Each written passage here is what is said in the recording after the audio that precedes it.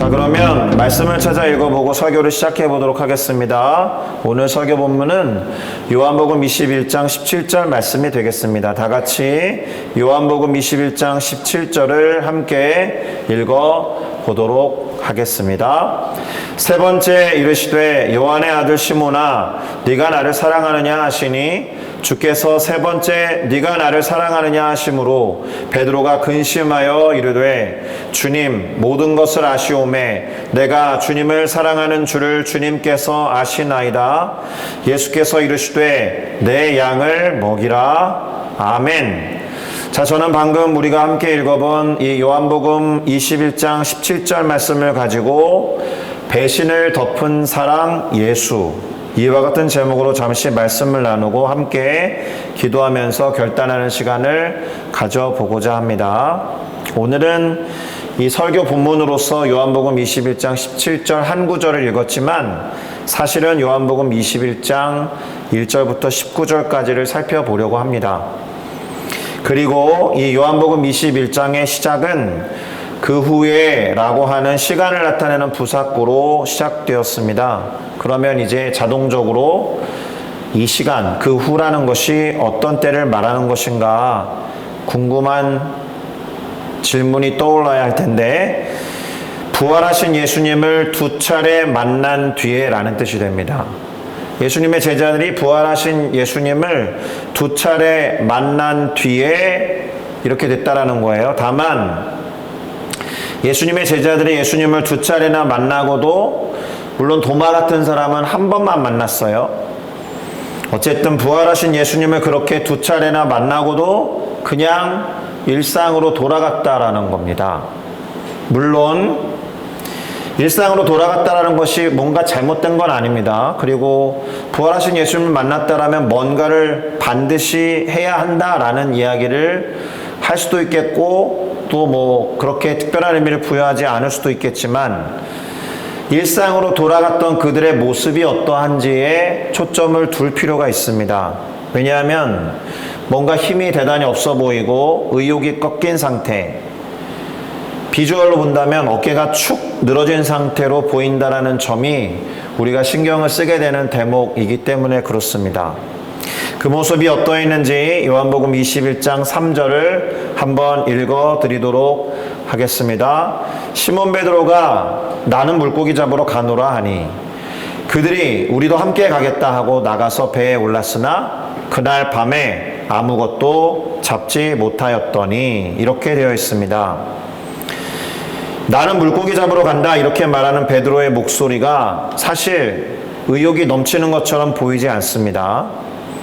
그런데 오늘 본문에 기록된 제자들의 이름, 그들이 우리도 함께 가겠다라고 할 때 그들은 시몬 베드로, 디두모라고 하는 도마, 갈릴리 가나 사람 나다나엘, 세베대의 아들들 야고보와 요한이죠. 2명. 그리고 또 다른 제자 2, 이러면 총 7명인데요. 가룟 유다를 제외하면 11명 중에 7명이 고향으로 돌아가서 지금 물고기 잡으러 간다라는 거예요. 이게 만약에 예수님의 죽음만 경험하고 우리가 그토록 3년 반 동안이나 쫓아다녔던 예수님이 죽어버렸어, 어떻게 이렇게 허무할 수가 있지? 이런 생각 끝에 자신의 고향으로 돌아가서 일상으로 복귀했다 그러면 조금 이해가 되는데, 부활하신 예수님을 무려 2번이나 만난 상태에서 이렇게 됐다라는 것이 조금 이해가 되지 않는다라는 겁니다. 다시 말씀드리면 거의 모든 제자들이 일상으로 돌아갔음을 알 수가 있어요. 가룟 유다를 제외하고 11명의 제자 중에서 3절에 언급된 제자의 수는 최소 7명이니까 7명이나 갈릴리 호수에서 물고기를 잡고 있었다. 바로 그때에 부활하신 예수님이 한 번 더 찾아오십니다. 문제는 제자들이 예수님을 알아보지 못했다라는 겁니다. 근데 여기에서 큰 의미를 둘 필요는 없어요. 고기를 잡고자 해서 배를 육지로부터 이만큼 띄었을 거 아닙니까? 그리고 예수님은 예전처럼 갈릴리 호수 위 물 위를 걸어오신 게 아니고 무태에 있었다라는 거예요. 바닷가에 서 있었기 때문에 신체적인 거리, 물리적인 거리가 멀리 떨어져 있었으니까 못 알아보는 것에 너무 큰 의미를 둘 필요는 사실 없습니다. 물론 뭐 영적인 의미를 부여해도 틀리지는 않을 테지만, 자, 날이 다 새어갈 때에 예수께서 바다에 서 계셨지만 제자들이 예수님이신 줄을 알지 못하였다.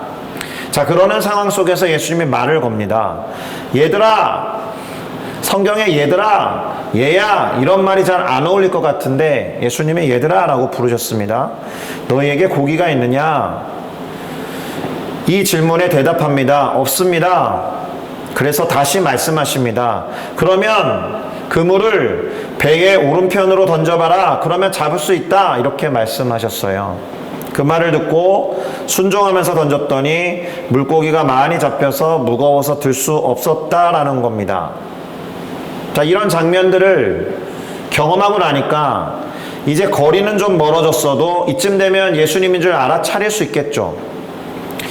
자, 먼저는 이 요한복음을 기록한 사도 요한 자신을 보편적으로 이 요한복음에서 자신을 뭐라고 소개하냐 하면 예수님으로부터 사랑받는 제자 또는 예수께서 사랑하시는 제자라고 자기를 표현하거든요. 예수께서 사랑하시는 그 제자 요한이 베드로에게 말합니다. 주님이시다. 먼저 알아차린 겁니다.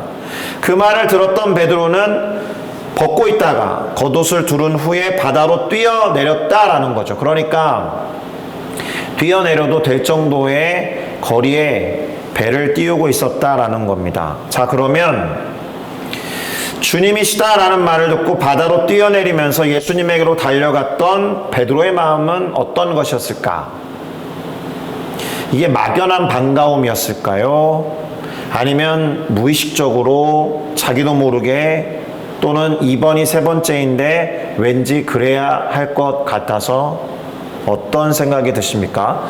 사실 예수님이 부활하시고 베드로를 포함한 제자들 앞에 나타나셨을 때에 누구보다도 가장 먼저 이렇게 뛰어나가고 싶었던 사람이 베드로가 아니었을까라는 생각이 듭니다.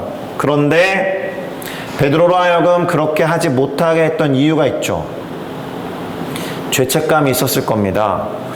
예수님을 배신했다, 예수님을 부인했다라는 죄책감, 3번이나 부인하고 말았다라고 하는 부끄러움, 수치스러움, 실패감, 민망함, 뭐 이런 감정들 때문에 뛰쳐나가고 싶어도 뛰쳐나가지 못했던 이 베드로가 3번째로 나타난 예수님에 대해서만큼은 지금 가장 먼저 배에서 뛰어내려서 달려가고 있었다. 근데요, 베드로가 느꼈을 법한 이런 감정이 사실은 우리가 때때로 경험하는 감정들이다라는 거예요. 주님 앞에 나아가기가 좀 그럴 때가 있지 않습니까? 한참 동안 교회를 떠나 있다가 어떤 이유에서인지 모르겠지만 다시 나가야겠다라고 마음을 먹기 직전까지 주저하는 모습, 약간 주저하고 망설이는 모습이 이와 같은 감정을 잘 표현하는 것인지도 모릅니다. 그랬던 분들에게 오늘 이 베드로가 사실은 도전을 주고 있죠. 사실은 베드로처럼 조금 뻔뻔해도 면목이 없어도 주님이시구나라는 소리에 즉각적으로 반응해서 뛰어나가는 것이 합당한 모습이 아니겠는가, 이런 생각을 해봅니다. 자, 그러고 보면 사실 오늘 본문에는 예수님이 당신을 리마인드 하도록 몇 가지 장면을 연출하신 것을 볼 수가 있습니다. 우선 밤새 고기 한 마리 잡지 못한 제자들에게 배의 오른편에 그물을 던져라 라고 하신 장면이 그렇죠. 그리고 배를 육지에 대고 무태에 올랐을 때에 예수님께서 생선과 떡을 굽고 계셨습니다. 몇 마리, 몇 덩어리의 떡을 굽고 계셨는지는 모르지만 흡사, 오병이어의 기적을 생각나게 하는 소품들이 아니었을까. 그 외에도 오늘 본문은 부활하신 후에 3번째로 제자들에게 나타나신 것이라고 기록하고 있습니다. 그러면 질문이 좀 떠오를 것 같습니다. 어떤 거냐면, 왜 예수님은 제자들에게 이렇게 3번이나 나타나셔야 했고 당신을 기억하고 리마인드 할 만한 행동을 하셨어야만 했는가? 왜 십자가 위에서 죽기 전과 같이 그들과 함께 거하며 잊지 않았는가? 부활하신 모습 그대로 3번이나 나타나서 뭔가를 생각나게 할 만큼 예수님에게는 뭔가 중요한 것이 있었는가? 또는 제자들의 마음이 당시에 어땠길래 이렇게까지 하셨어야 했는가? 예수님은 무엇을 원하셨던 것일까? 이런 생각을 해봐야 한다는 겁니다. 우선은 앞서 말씀드린 바와 같이 지금 제자들이 대단히 의기소침해하고 있었습니다.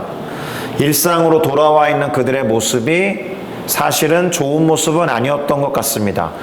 예수님이 잡혀가셨을 때 다 흩어졌거든요. 도망갔거든요. 베드로는 3번이나 부인했던 수치심과 부끄러움, 그리고 부활해서 돌아오기는 하셨지만 이제 그 예수님을 따라다닌다는 것은 뭔가 차원이 다른 삶을 새로 시작해야 한다는 것이거든요. 두려움이 컸던 상태에 있었기 때문에 예수님은 이 부분을 그들에게 해결해 주시지 않으면 안 되었다라는 겁니다. 의기소침해 있고 자신감과 확신이 없는데 이제 곧 예수님은 그들을 떠나가셔야 했거든요. 그들 스스로 제자의 삶을 살아갈 수 없는 상태에 있었기 때문에 부활한 상태로 3번이나 나타나셔서 당신을 끊임없이 리마인드 하시면서 제자들에게 뭔가를 깨우쳐 주셨어야 했다라는 겁니다. 어떤 면에서는 예수님은 다시 그들을 제자로 부르셔야 했다라는 거예요. 한 번 흩어지고 도망갔던 이 사람들에게 다시, 그럼에도 불구하고 너희는 나의 제자다라고 그들의 정체성과 그들의 존재감에 대해서 확인시켜 주셨어야 했다라는 겁니다. 그러니까 당신을 리마인드 시키는 것이 곧 그들로 하여금 우리가 예수님의 제자구나 라는 사실을 리마인드하게 하는 의미가 있었다. 다시요. 당신을 제자들에게 리마인드 시켜주시는 것이 제자들로 하여금 우리가 예수님의 제자구나 라는 것을 리마인드하는 효과가 있었다. 이런 뜻입니다. 특별히 우리는 베드로에게 질문을 던지신 것도 그런 의미로 봐야 하거든요. 3번에 걸쳐서 같은 질문을 반복하신 것, 베드로로 하여금 다시 한번 자신을 향한 부르심을 확인하고 확신하게 하기 위한 작업이었다라는 겁니다.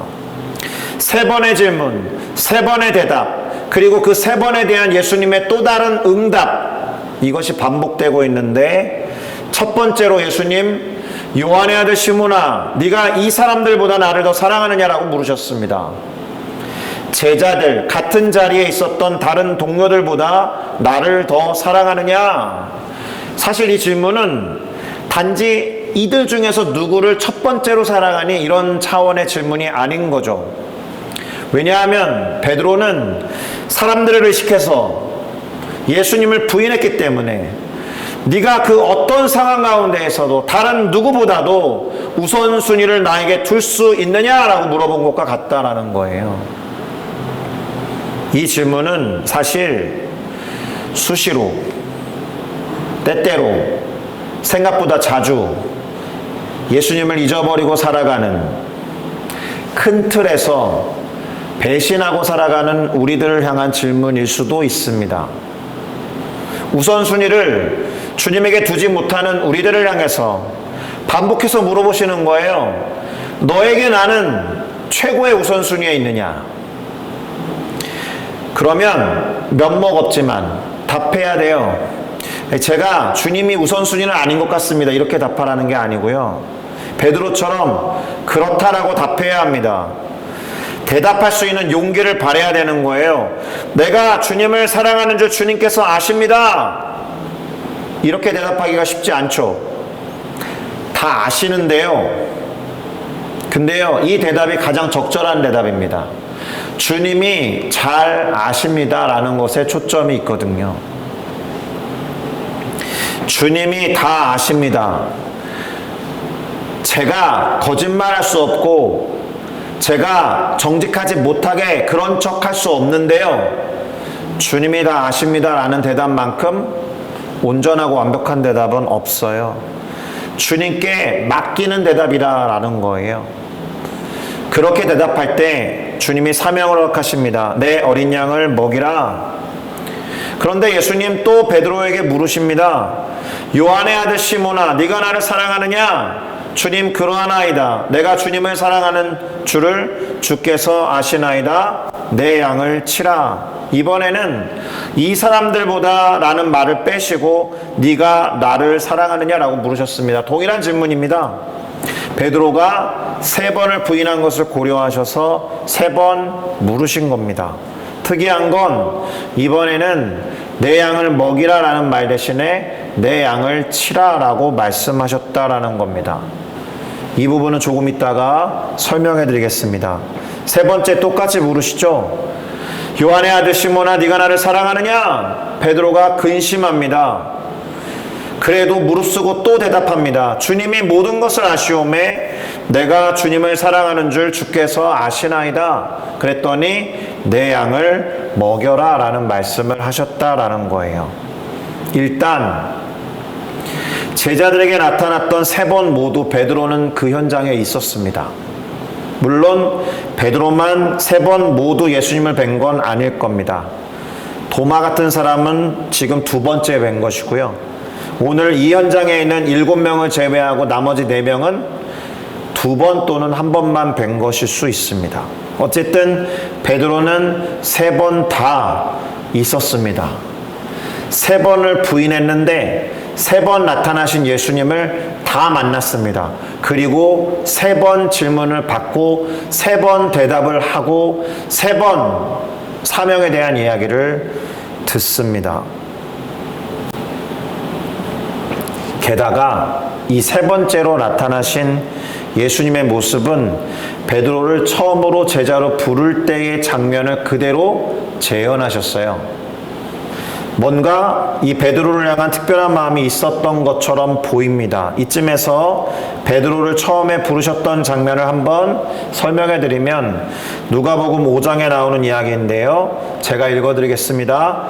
예수께서 한 배에 오르셨어요. 그 배가 베드로의 배였던 거예요.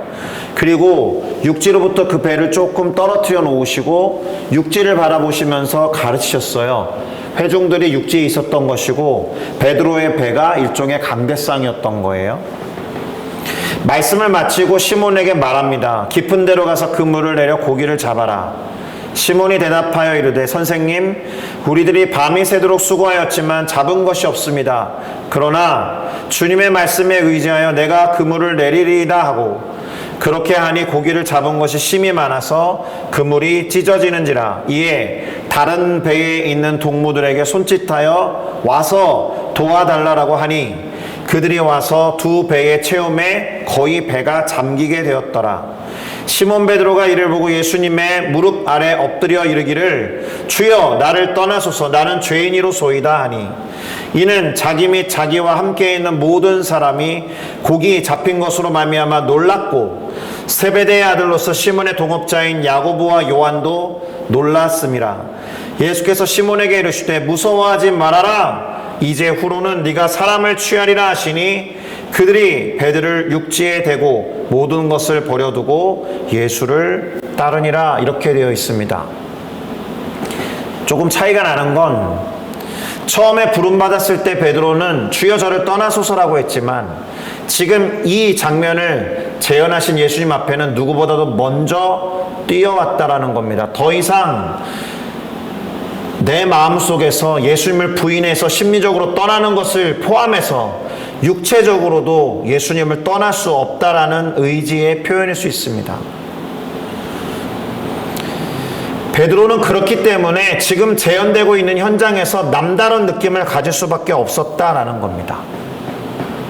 자, 그러면 마지막으로 양을 먹이고 치는 사역, 곧 먹이는 것과 치는 것의 차이에 대해서 잠시 생각해 보면서 설교를 마무리하는 작업으로 넘어가 보겠습니다. 일단 큰 틀에서 보면 양을 먹이고 치는 사역은 일전에 예수님께서 처음에 그를 불렀을 때 하신 말씀, 사람을 취하는 사역, 사람을 낚는 어부가 되게 하겠다라고 하신 말씀의 다른 표현에 불과합니다.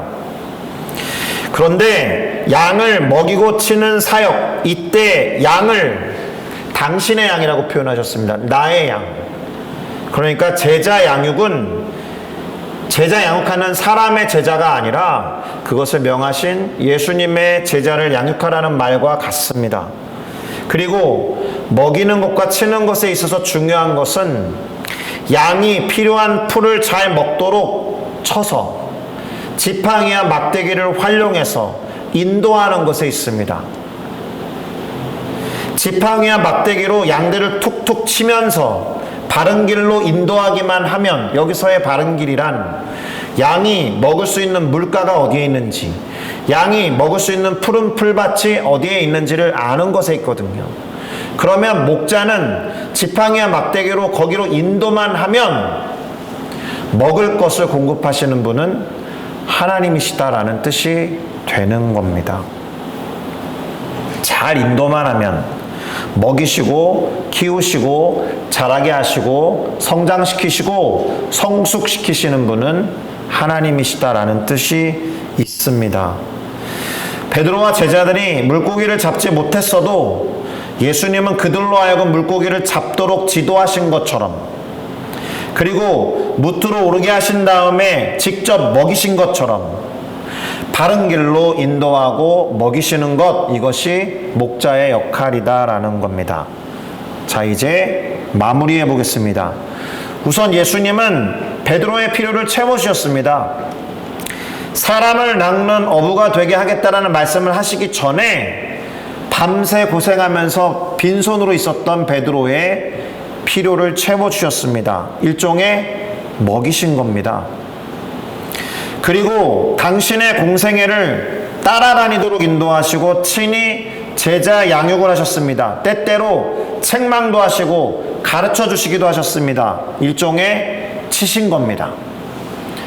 먹이신 다음에 치시고, 그리고 나서 당신을 배신하고 부인한 베드로에게 다시 찾아오셔서 다시 먹이신 겁니다. 옛 기억을 상기시키시고, 사람을 낚는 어부의 다른 용어, 곧 양을 치고 양을 먹여라 라는 사역에 대해서 말씀하셨습니다. 먹이시고는 다시 사명을 새롭게 부여하신 거예요. 제자로 다시 부른 것을 의미하는 겁니다. 처음에 베드로를 불렀던 장면을 그대로 재현하셔서 의기소침하고 자신 없어하고 그리고 면목 없어하는 절망 가운데 있었던 베드로를 다시 부르신 겁니다. 자, 마무리하겠습니다. 사실 우리는 일상으로 돌아가야 합니다. 그건 확실합니다. 그러나 일상으로 돌아가야 하는 이유와 목적이 무엇이냐에 따라서 그 일상을 다르게 만들 수 있습니다. 포기하거나 낙심된 마음으로 그래 이거나 해야겠다, 그런 의기소침한 마음으로 일상으로 돌아가는 것은 일상을 그런 식으로밖에 만들 수 없게 합니다. 그러나 주님이 부여하신 사명, 내 일상 속에서 해야 되는 일들을 분명히 알고 일상으로 돌아간다면 그때부터의 일상은 사명과 사역의 장이 될 것입니다. 양을 먹이며 치는 푸른 초장이 될 것입니다. 사람을 취하는 배와 바다의 현장이 될 것입니다. 그런 마음으로 우리에게 주어진 일터, 우리에게 주어진 가정, 우리에게 주어진 학교로 나아갈 때 우리는 그곳에 있어야 하는 이유와 그 이유에 합당한 삶을 분명하게 살아갈 수 있을 겁니다. 수시로 때때로 부족하고 연약해서 주님을 배신할 수 있습니다. 부인할 때도 있습니다. 눈치 보다가 주님을 우선순위에서 미루어 둘 때도 있고, 죄 앞에서 눈을 지끈 감고 타협할 때도 많습니다. 그러나 수시로 예수님을 상기해야 합니다. 리마인드 해야 됩니다. 그러면 예수님이 우리 가운데 리마인드 시켜주신 우리의 정체성, 그리고 존재감이 다시 살아날 겁니다. 나는 하나님의 자녀다라는 것을 자꾸 리마인드 해야 합니다. 그 정체성에 합당한 삶을 결단할 때 우리의 일상은 그때로부터 하나님의 자녀로서의 일상이 되는 겁니다. 사탄이 공격하면서 너 그거밖에 안 돼 라는 그러한 말들 속에 속아서 의기소침하고 그래 내가 할 수 있는 게 그냥 평범한 일상밖에 없지, 똑같은 일상이지만 완벽하게 다를 수 있다는 것을 분명히 기억하시고, 내가 예수 그리스도의 제자다, 내가 하나님의 자녀다라는 그런 마음을 가지고 우리의 일상을 사명과 사역의 장으로 만들어가는 우리 모두가 되기를 예수 그리스도의 이름으로 축복합니다. 기도하시겠습니다.